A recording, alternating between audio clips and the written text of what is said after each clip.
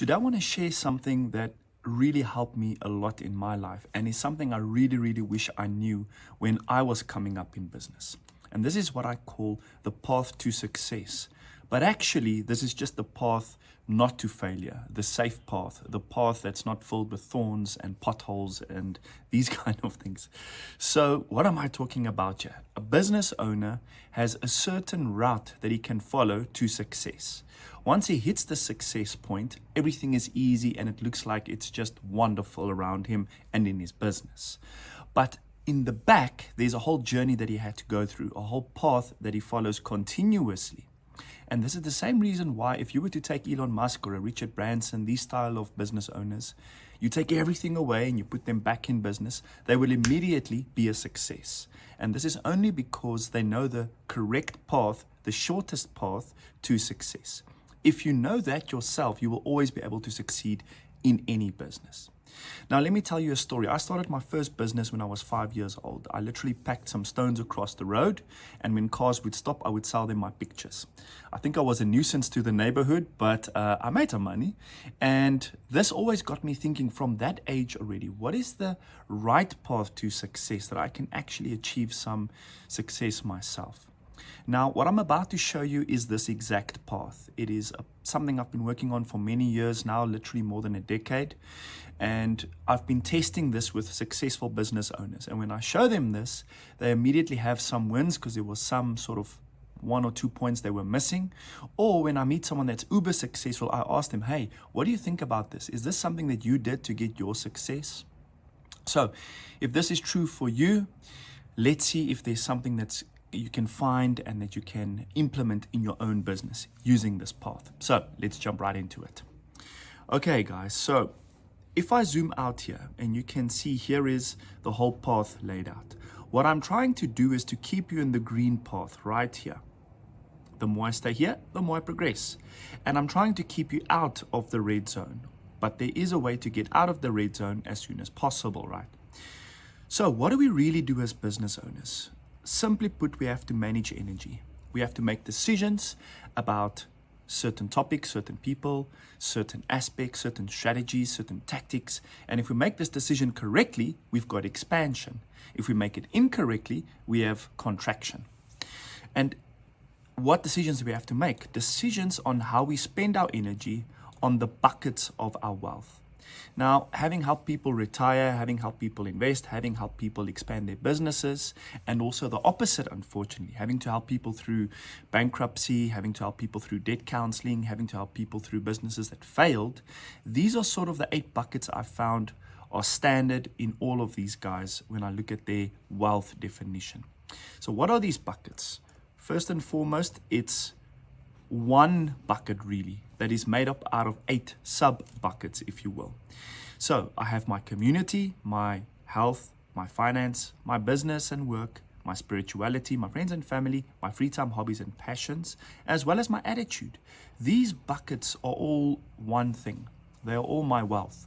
Now, if I take my financial bucket and I focus on it and I put all my time and energy into finances, guess what happens? I usually have less family, less community, less spirituality maybe even, because I'm putting in all my energy into finance. Now, don't do what I did. I went through a stint of about 5 years, I think, that I just tried to work hard to get the money. And in my mind, what I was saying to myself is, when I get the money, I'll go and make my friends happy again, and I'll go and see my family again, and I'll then be a good friend, family member, community member, etc. This was a mistake, because after the 5 years of intense work, I didn't actually have more money. I had the same money really, and I was just more busy, more tired. So the trick here is balance all of these buckets. The second trick is live from this truth that your family is as important as your money, as your health, as your community, etc. If you take it from this approach that everything is super important, guess what happens? You will start feeling wonderful. You will start feeling fulfilled. You will start feeling successful. This then gives me more energy. And using this energy, I try and move on to the next point, which is study. I want to find out what this blueprint is. What is the successful actions? What are the tactics needed? And in business, you will inevitably reach some sort of blockade, some sort of stop. And all you have to do when you reach the stop is to find out what is the next thing that you need to do to progress. Usually it's something to do with mindset, but most of the times we don't even know the tactics of business either. We don't know what our financial strategy should be, how much should go to profit, to marketing, how do I even allocate these funds correctly, what do I price my product at, how do I get new leads, how do I recruit people. All of these questions are unknown by the business owner. So then he uses whatever data set he has, and he does this. He tries to build a battleship. And the battleship has various divisions, each one working together to keep the battleship safe and advancing. This is the goal. We want to build a battleship.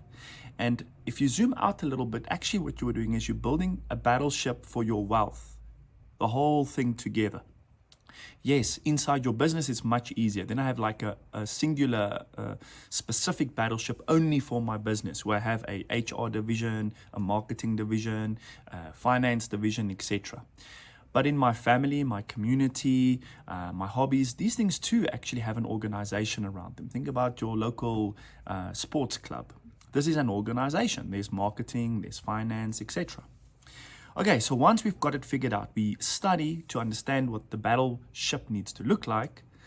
Then one of the most important parts here is I want to find a group that I can liaise with, that I can speak with, that I can communicate with, that helps me to debug and align my whole battleship onto a successful path.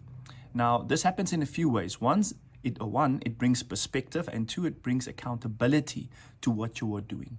So this is why I'm a big fan of a group. In fact, I built a whole business around groups because I never had that group. I grew up and I always longed for this uncle or this mentor, this person I didn't know at this stage of my life that had the answers to what I was looking for, that knew the path that I had to follow. And I wish I knew this for myself.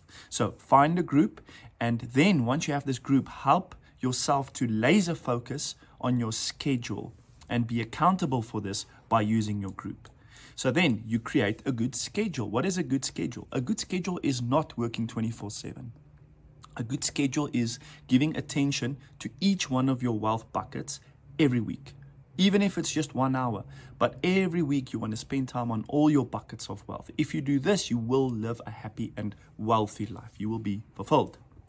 Okay, so if you focus on a schedule, laser focus, this generates again new energy, right?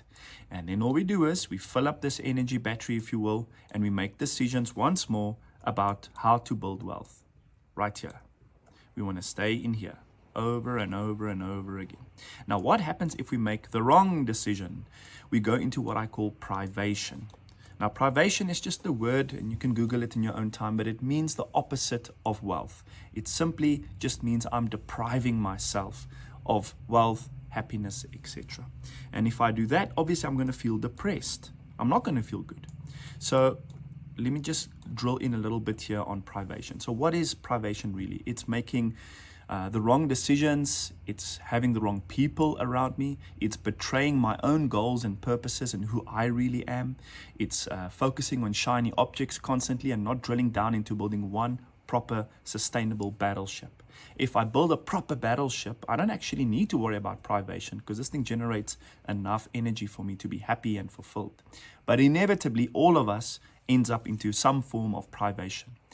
Okay, so now what happens when we get into privation? Obviously, we feel stressed, anxious, things aren't going well. This can be a long-term effect, it can be short-term. I've been there sometimes long-term, but there is a way out.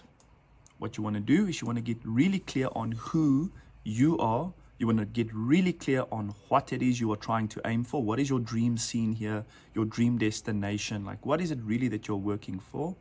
And you want to get really clear on what it is that your product is or your service. What is it that you are selling, at what price, at what market, in what location, all of these things. Then you want to get clear on who you are, what do you stand for, who are your friends, what are your beliefs. Get clear on that.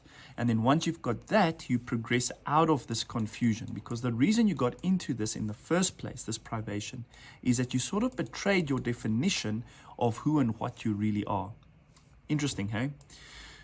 Finally, I want to really define my group. I want to get my group behind me, so that they support me in my actions, so that they are behind me in every way, shape, and form that is needed for me to be a success. Because if I can rely on my group, whether it is my staff, my wife, my kids, my family, my friends, etc., if they're all pushing me in the right direction, I will succeed inevitably. The opposite is true as well. If I have bad people around me, they are pushing me away from doing what? This blueprint, this successful action, if you will.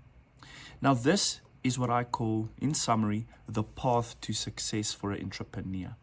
This is the shortest way. It is maybe not the easiest way, but is the shortest way to maintain and achieve a success. I've found this to be true with literally billionaires that I've spoken to, and also smaller people that I've spoken to that haven't achieved maybe financial success yet, but they have achieved a form of happiness. Now, if you do these things, you will be a success. All right, so that's it for today. Leave a comment below this video and tell me what you think. If you had any wins or something like that, let me know. I'd love to hear them. Until I see you again, cheers for now.